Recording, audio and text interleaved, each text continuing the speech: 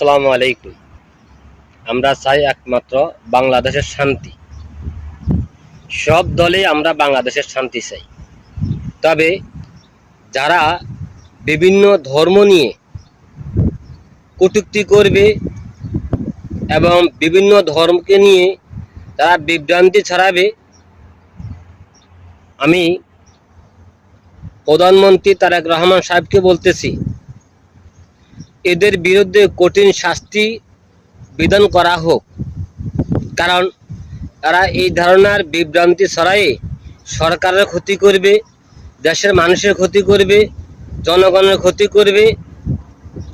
যারা এই বিভ্রান্তি ছড়াবে এরা দেশের শত্রু, জনগণের শত্রু এবং এই সরকারের শত্রু।